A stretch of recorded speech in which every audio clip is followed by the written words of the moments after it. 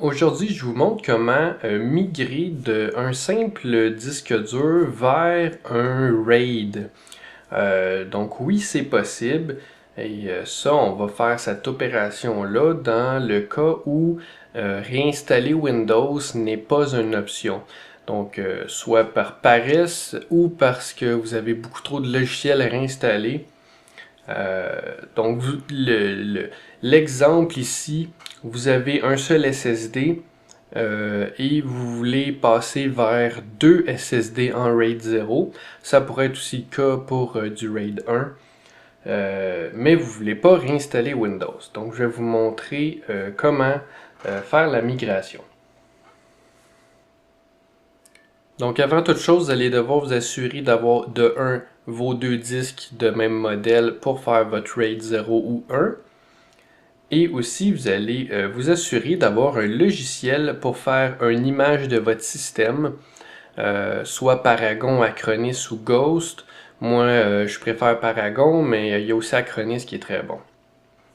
Et avant de commencer aussi, vous allez vous assurer que vos deux SSD sont tous les deux au dernier firmware, parce qu'en mode RAID, il y a beaucoup de SSD qu'on ne peut pas updater le firmware.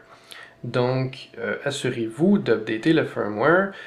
Comme dans ce cas-ci, vous pouvez, moi j'ai des SSD Corsair, vous pouvez prendre le Corsair SSD Toolbox, cliquer sur votre SSD, et puis ensuite faire la recherche du firmware. Il va automatiquement trouver s'il y a un nouveau firmware et vous allez pouvoir l'appliquer. Donc, faites ça pour vos deux disques. Donc, la première chose qu'on va faire, c'est commencer par désinstaller le driver Intel AST, parce que lui, là, il va rester pris en mode AHCI la plupart du temps. Donc, c'est possible que quand on va aller mettre le mode RAID dans le BIOS, si lui est encore présent, peut-être que ça va faire un écran bleu. Donc, on va aller dans Ajout suppression de programme.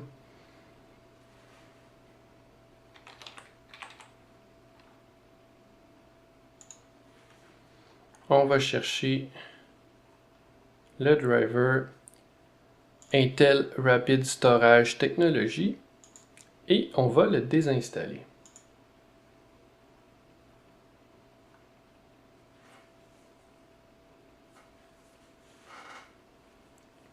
Il va nous demander si on veut redémarrer l'ordinateur. On va lui dire non pour tout de suite. Donc ensuite de ça, on va aller supprimer complètement le driver Intel AHCI. Donc pour ça, on va aller dans les propriétés du poste de travail, dans le gestionnaire de périphérique, et puis sous IDE ATA API, on va trouver le contrôleur qui est bien nommé Intel. On va demander de désinstaller, puis on va s'assurer de cocher de supprimer le driver parce que sinon au redémarrage, il va le réinstaller. On va faire OK. On a, le système nous demande si on veut redémarrer. On va lui dire oui. Donc maintenant qu'on a redémarré le PC, on retourne à Windows et on peut aller vérifier si l'opération a bien fonctionné. Donc on va retourner dans le gestionnaire de périphérique et sous IDE ATA, on devrait maintenant voir Standard SATA AHCI Controller. Ça, c'est ce qu'on veut. Parce que dans le fond, maintenant, Windows ne s'attend plus à avoir un périphérique AHCI Intel. Donc maintenant, on va aller faire une petite opération dans le registre. Donc on va faire Windows R pour avoir la boîte d'exécutable. On va taper regedit. Et puis on va se rendre à HK Local Machine, System, Current Control Set et puis Services. Dans le cas où vous avez un contrôleur Intel, ce qui est le cas pour la plupart d'entre nous, si vous n'avez pas un contrôleur Intel, souvent vous allez trouver la clé MSAHCI ou parfois il y a la clé Store AHCI. Dans ce cas-ci, on a un contrôleur Intel, donc il y a les clés IAStore A, IAStore AV, IAStore V. On ne prendra pas de chance, on va modifier les trois. Donc, il faut s'assurer que la clé Start est bien à la valeur 0 et non 3. dans les 3 clés. Donc, c'est le cas, sont toutes à 0. Pour Windows 8, il y a une étape supplémentaire parce que Microsoft a rajouté une clé. On va ouvrir et puis vous allez voir ici Start Override. Vous allez supprimer complètement cette clé-là. On nous demande si on veut vraiment supprimer, on dit oui. Même chose pour toutes les autres iOS Store.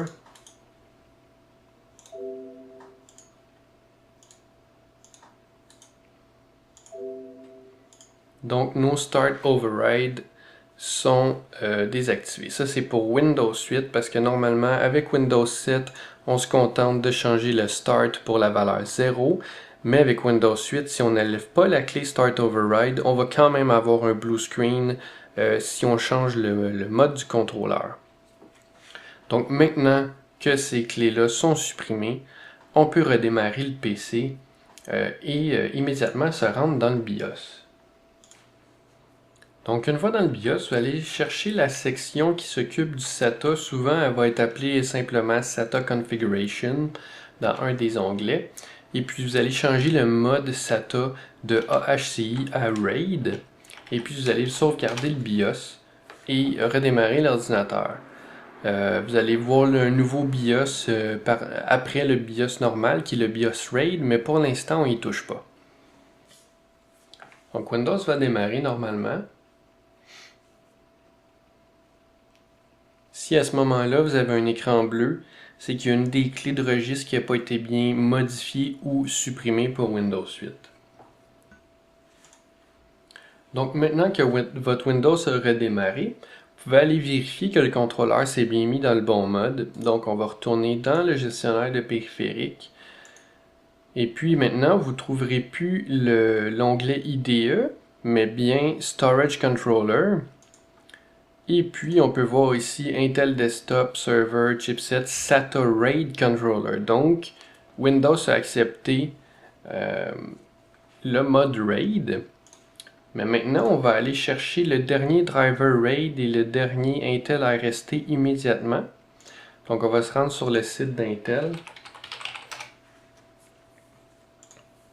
On va aller dans la section Support, Download des drivers.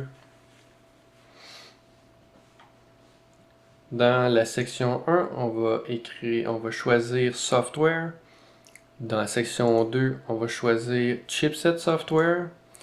Et dans la section 3, on va choisir Intel Rapid Storage Technology. Ensuite, on classe selon le système qu'on a. Moi, dans mon cas, Windows 8.1.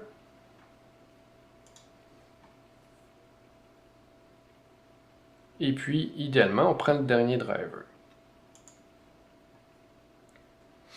On ne veut pas les floppy.zip, on veut vraiment le setup.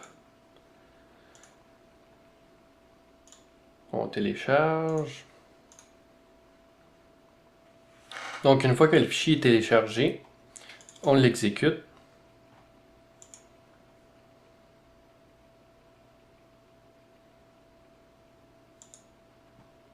On accepte. Et puis on installe. Et le système va nous demander de redémarrer. Ce qu'on va faire. Donc maintenant que votre système a redémarré, après l'installation du driver, votre Windows est enfin prêt à être imagé. Et ensuite, on n'aura pas peur de le redéployer sur un volume RAID et qui ne démarre pas finalement. Donc, vous avez les drivers d'installer. Le Windows est en mode RAID. Donc, tout est là pour que ça fonctionne finalement. Donc, au point que vous êtes là, ce qu'il vous reste à faire, c'est de faire une image de votre système. Vous utilisez votre outil préféré. Moi, j'aime bien Paragon. Comme je vous ai expliqué plus tôt. Dans ce cas-ci, le Backup and Recovery 2014. Vous devez prendre un outil d'image système qui vous offre dans le fond, soit un ISO ou une clé bootable, parce que lorsque vous allez créer votre volume RAID, là, il n'y aura plus de données, donc il n'y aura plus de Windows. Donc, pour restaurer votre image système, vous devez pouvoir démarrer votre utilitaire de backup en dehors du Windows. Donc, moi j'ai aussi l'outil Paragon Rescue Kit qui me permet de démarrer à l'aide d'une clé USB et de restaurer des images que j'ai fait avec Backup and Recovery. Acronis fait la même chose, Ghost fait la même chose. Donc moi je vais choisir mon disque. Présentement c'est un Corsair Forge GT et on va tout simplement backuper notre disque dur. Je vais backuper sur un disque externe. Je mets toujours la meilleure compression pour que ça prenne le moins d'espace possible. Et on va lui demander de faire le backup. Donc ça peut prendre un certain temps. Donc je vais laisser le backup se faire et puis je vous reviens tout de suite après. Donc à partir du moment où votre image est complétée, dans le fond ce qu'il vous reste à faire, eh bien, c'est de redémarrer l'ordinateur, plutôt de l'éteindre si vos disques pour le RAID n'étaient pas déjà dans le PC. Vous redémarrez l'ordinateur et vous allez créer votre RAID. Donc pour faire votre volume RAID, au démarrage du PC, vous allez appuyer sur les touches CTRL et I quand vous allez voir le BIOS de Intel passer. Donc c'est assez simple, vous allez faire Create Volume.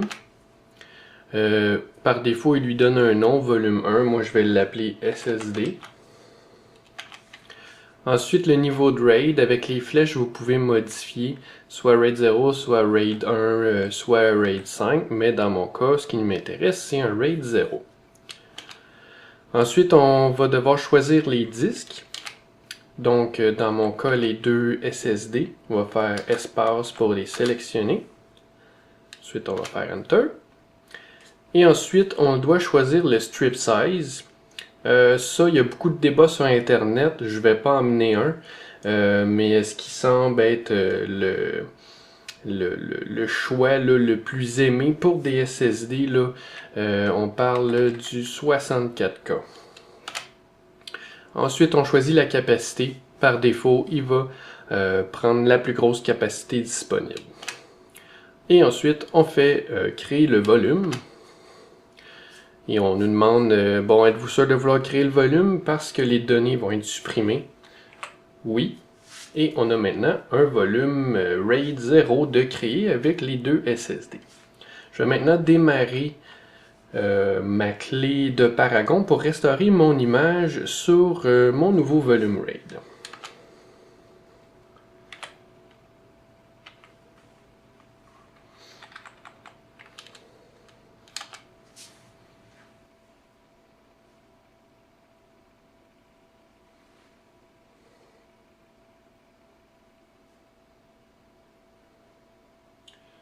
Donc tout dépendant de l'outil que vous utilisez, la plupart du temps c'est à peu près la même opération, donc on va vouloir restaurer une image.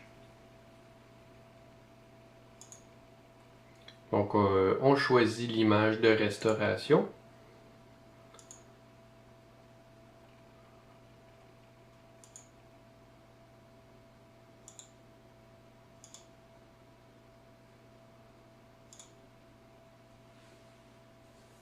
Et on va devoir, dans le fond, choisir quoi restaurer. Moi, je vais choisir le disque au complet. D'habitude, on va devoir choisir où veut-on restaurer. Donc, je veux restaurer mon image sur le volume RAID.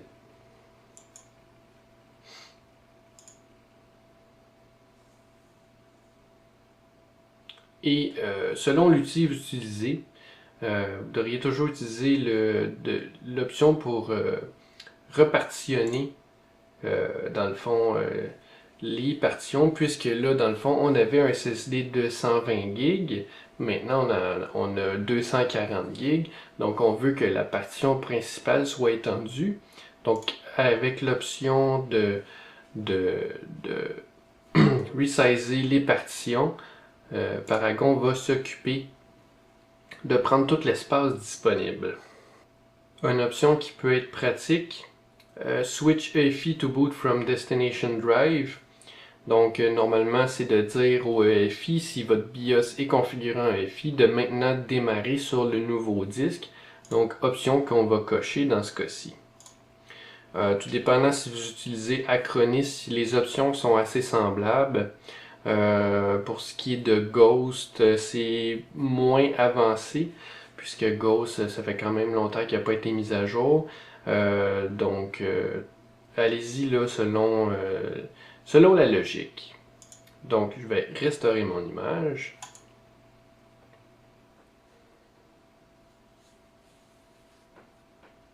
Donc, normalement, à la fin de la restauration de votre image, si tout s'est bien passé, votre PC devrait redémarrer correctement dans Windows.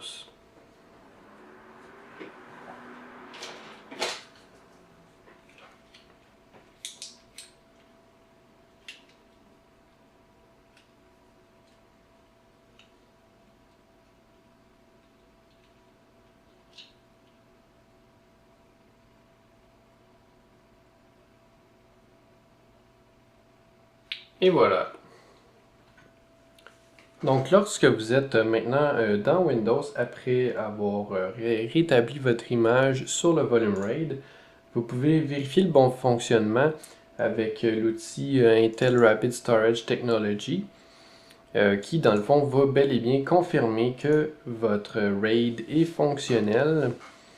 Donc on peut voir le array 0 avec les deux disques, les crochets verts, tout est correct. Statut qui explique que votre système fonctionne correctement.